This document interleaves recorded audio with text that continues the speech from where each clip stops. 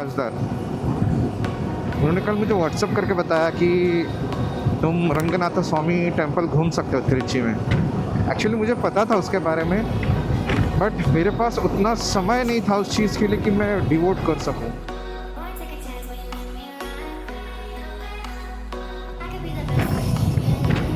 The mighty mountains. यहाँ से सेलम रह गया ऑलमोस्ट 25 किलोमीटर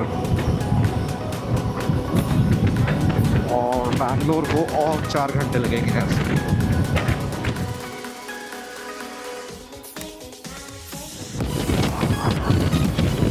वाह क्या नज़ारा है। अब फिर से थोड़ा सा लैंडस्केप चेंज होगा, अभी सब नारियल के पेड़ और सुपारी के पेड़ दिखेंगे बैंगलोर आने तक।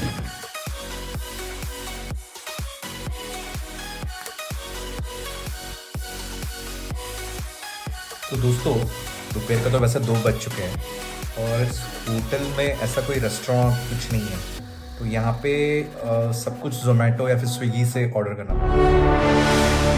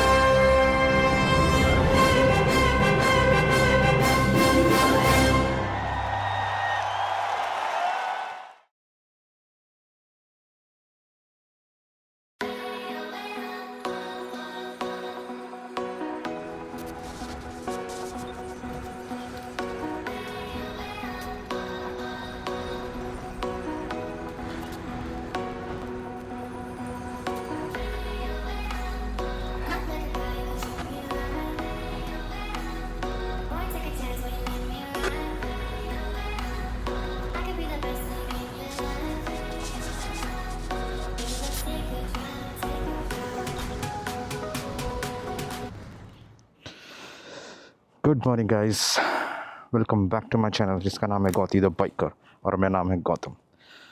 सुबह के बज चुके हैं 6:20।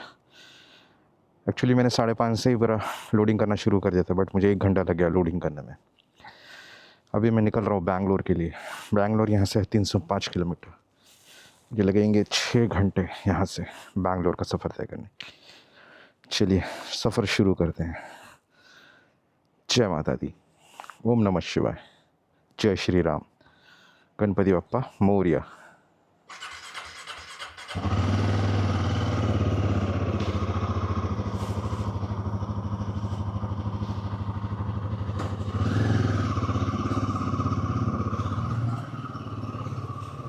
तंग गलियों में था मेरा होटल अच्छा था, स्टे भी काफ़ी सुकून भरा था।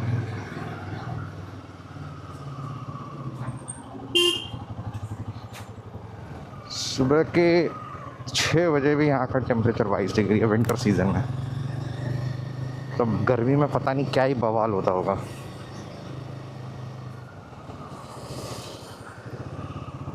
ओ वहाँ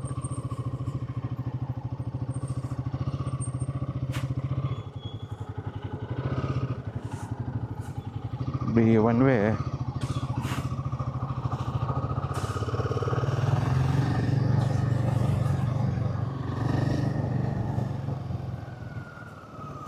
सुबह का मौसम है इसलिए कोई ट्रैफिक नहीं है। मुझे कल बैंगलोर में भी यही करना पड़ेगा, सुबह सुबह निकल जाऊंगा तो इतना ट्रैफिक नहीं रहेगा, क्योंकि कल का सफ़र बहुत इम्पोर्टेंट है मेरे लिए। काफ़ी लंबा सफ़र तय करना है, बैंगलोर से कोल्हापुर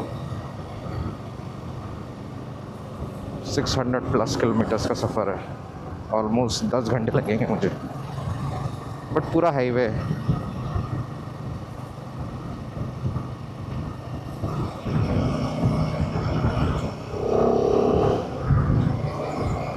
33 किलोमीटर पे मुझे नहीं, ये NH81 ही है। शायद से 33 किलोमीटर बाद दूसरा नेशनल हाईवे लगेगा।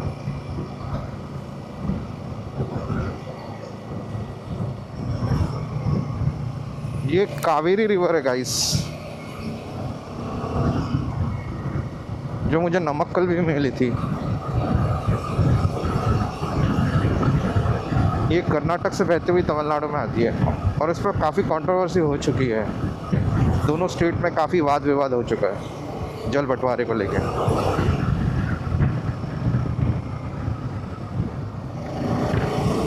जब तक मैं गाड़ी चलाऊंगा तब तक मुझे गर्मी नहीं लगेगी। गाड़ी जैसे ही बंद करके रुक जाऊंगा, भाई भसड़,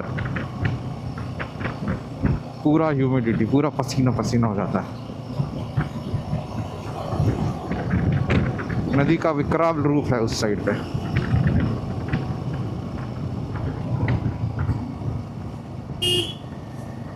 और ये डोगेश भाई एक्सरसाइज करते हुए सुबह सुबह का।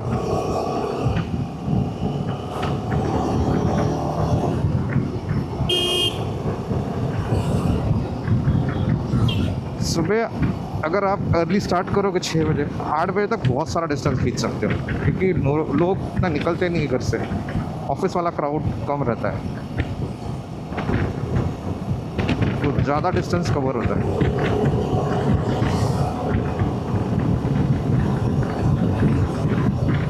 ये सिर्फ शहरी इलाकों के लिए एप्लीकेबल है। अगर आप ये कन्याकुमारी से रामेश्वरम निकलोगे तो भी आपको 12 बजे उतना ही क्राउड मिलेगा, सुबह के 6 बजे भी उतना ही क्राउड मिलेगा। उस साइड इतना ऑफिस वाला क्राउड नहीं होता है।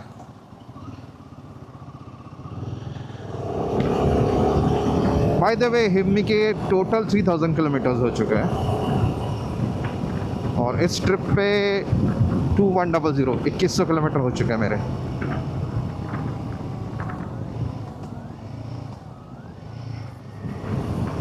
मेरे राइट साइड पे कावेरी नदी मेरा साथ दे रही है, साथ साथ बह रही है।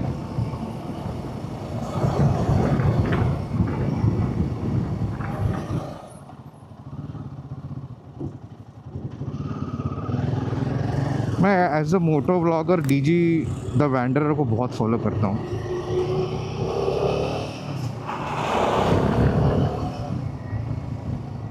मतलब मैं एक तरह से इंस्पिरेशन मान सकता हूँ उनको। उनके व्लॉग्स मुझे बहुत पसंद आते हैं। लाइक मैं उनसे कनेक्ट कर पाता हूँ। ऐसे ही होता है यूट्यूबर्स, मतलब वही सक्सेसफुल होता है जो पब्लिक से कनेक्ट कर पाता है। अगर मैं आपके दिल को छू पाया तो भले ही मेरा कंटेंट कहीं थोड़ा ऊपर नीचे हो जाए कहीं ना कहीं, बट आप मेरा साथ नहीं छोड़ोगे।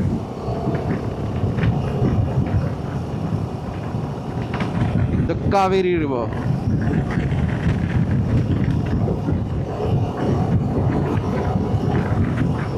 वैसे इसको हिंदी में कावेरी कहते हैं, बट इंग्लिश में पता नहीं CAUVERY क्यों लिखते हैं, कावेरी हो जाता है वो। शायद से इनका प्रोनाउंसिएशन ही ऐसा साउथ इंडियन में होगा, कावेरी, क्योंकि हिंदी में तो कावेरी होता है KAVERI, बट यहाँ पे मैंने बहुत सारे बोर्ड्स में देखा उनका ऐसा नाम लिखा था CAUVERY, कावेरी।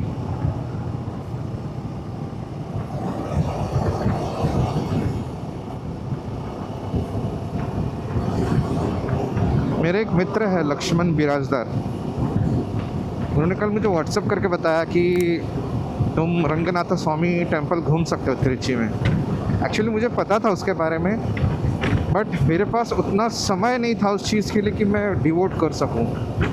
ये सब चीज़ों के लिए थोड़ा समय लेके आना चाहिए। मंदिर अगर दर्शन करना है, भक्ति भाव होना चाहिए। सब मजबूरी में नहीं करना है मुझे कि आया हूँ तो कर लेता हूँ, वैसा नहीं।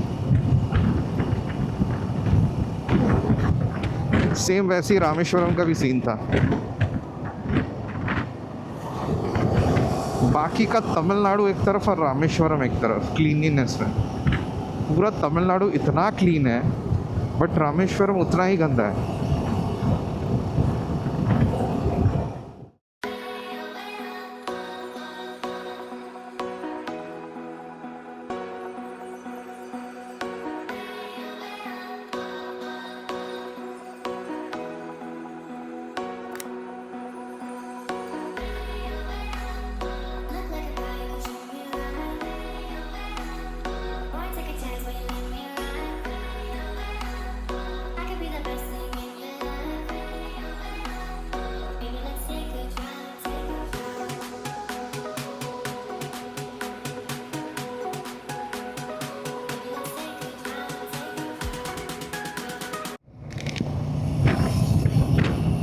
Mighty mountains.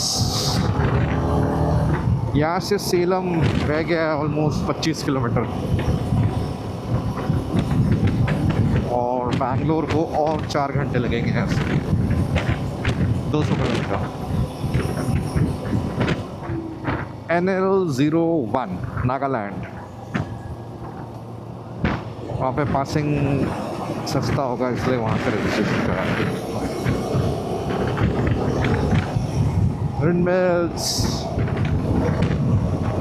भाई देव, आपको पता है सेलम किस लिए फेमस है?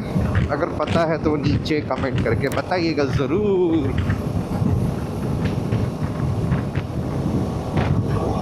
मेरी रात को इतनी अच्छी नींद हुई है ना, तो मैं सुबह 4:30 बजे ही जग गया था। फिर तैयारी करते करते 5:30 बज गए। पैकिंग अनपैकिंग करने में 6 बज गए। मैं 6:05 या 6:10 को निकला था त्रिची से। माइंड काफ़ी फ्रेश हो गया है अच्छी नींद की वजह से।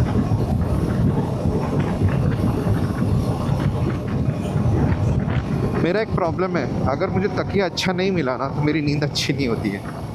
कल मुझे एक्चुअली तकिया अच्छा मिला था और परसों कुछ खास नहीं था तकिया रामेश्वरम में, इसलिए मेरी नींद इतनी कुछ खास नहीं हुई थी। यहाँ थोड़ी सी ठंड है, सदर्न पार्ट में तो ठंड नाम की कोई चीज़ ही नहीं थी। 220 किलोमीटर्स बेंगलुरु।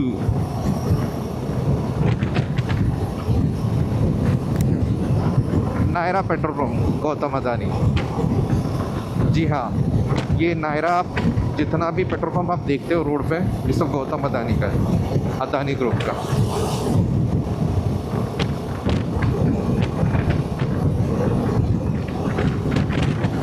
जगह का नाम है मल्लूर।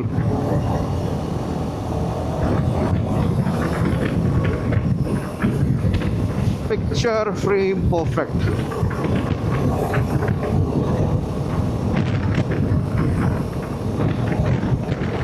मैं अभी NH44 में हूँ, जो कश्मीर से लेकर कन्याकुमारी तक जोड़ता है पूरे भारत को।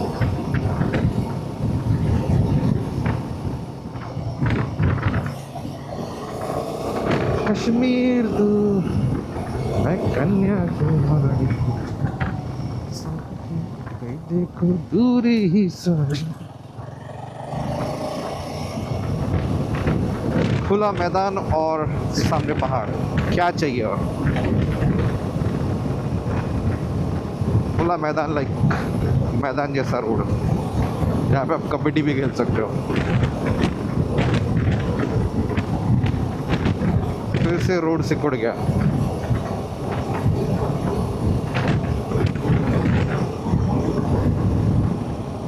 सूर्यदेव प्रकट हो चुका है।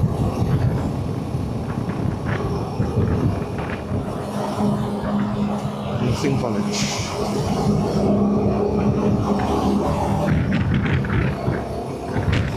केरला में ये बहुत ज़्यादा मशहूर है नर्सिंग। मैक्सिमम लड़कियां नर्सिंग, कुछ कुछ लड़के भी होते हैं करते हैं। बहुत चलन है वहाँ पे ये चीज़ का।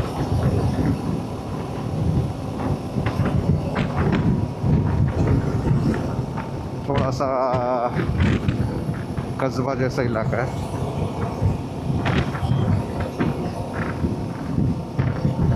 क्या बैकड्रॉप है पहाड़ और पेट्रोल पंप का।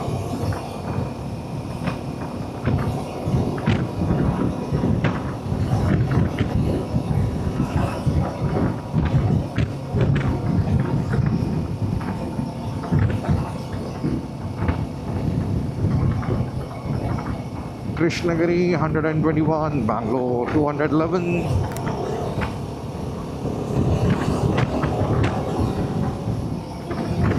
यहाँ से लेफ्ट टर्न,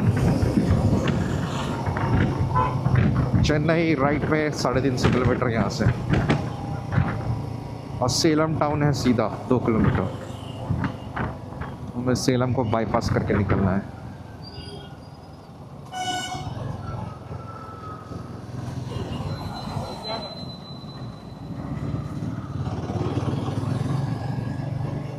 धर्मापुरी सीधा सेलम टाउन है और राइट साइड में धर्मापुरी है।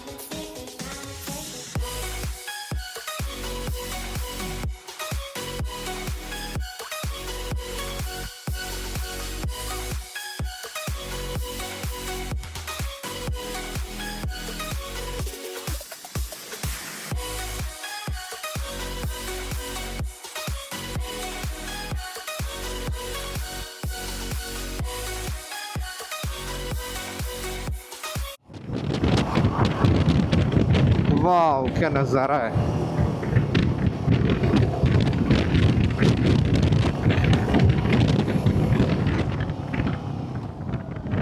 भाई ऐसा स्पीड ब्रेकर कौन रखता है?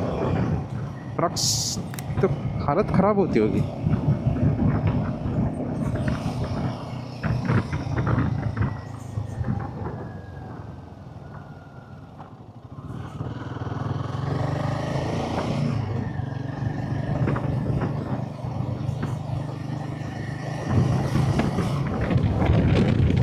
होसूर यहाँ से और 61 किलोमीटर है मतलब, और लगभग 1 घंटे में होसूर पहुँच जाऊँगा मैं, और वहाँ से 1 घंटा और बैंगलोर।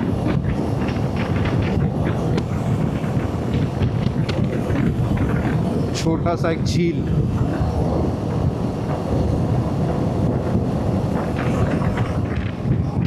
यहाँ पे एक ट्रांसफार्मर इंस्टॉलेशन का काम चल रहा है।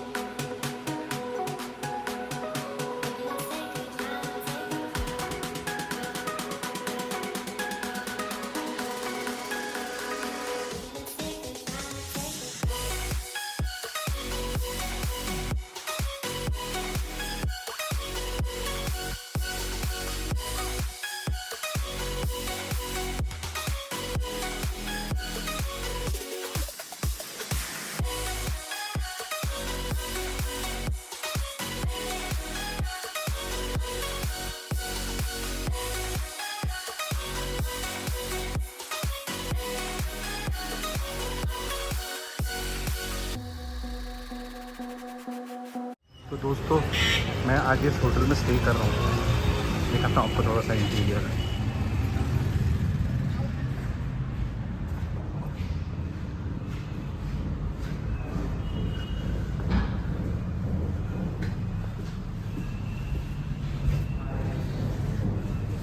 इस स्टेयरकेस से फर्स्ट फ्लोर पे जाएंगे और मेरा रूम नंबर है 101। ये रहा रूम जहाँ मैं आज स्टे कर रहा हूँ। होटल का नाम है फैब इंडिया बुटीक। अभी भी अंडर कंस्ट्रक्शन है, काफ़ी कुछ कंस्ट्रक्शन हो रहा है। ये अब तक का मेरा सबसे बेस्ट स्टे है पूरे टूर में।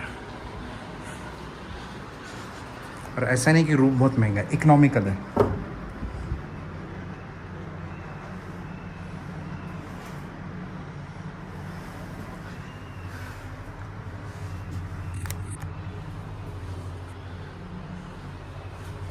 सो आज का ब्लॉग यहीं ख़त्म करता हूँ। कल मिलते हैं सुबह सफ़र में, या फिर अगर पॉसिबल हुआ तो मैं आपको दोपहर का ब्लॉग भी करके दिखाऊंगा।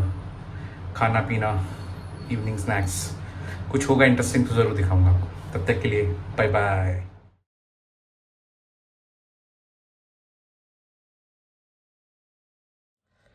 तो दोस्तों, दोपहर का तो वैसे 2 बज चुके हैं और इस होटल में ऐसा कोई रेस्टोरेंट कुछ नहीं है।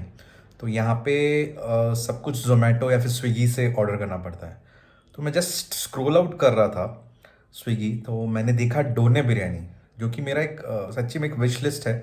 श्री शिवाजी प्रिपरेटरी बैंगलोर में एक होटल है जहाँ पे ये डोने बिरयानी बहुत फेमस है।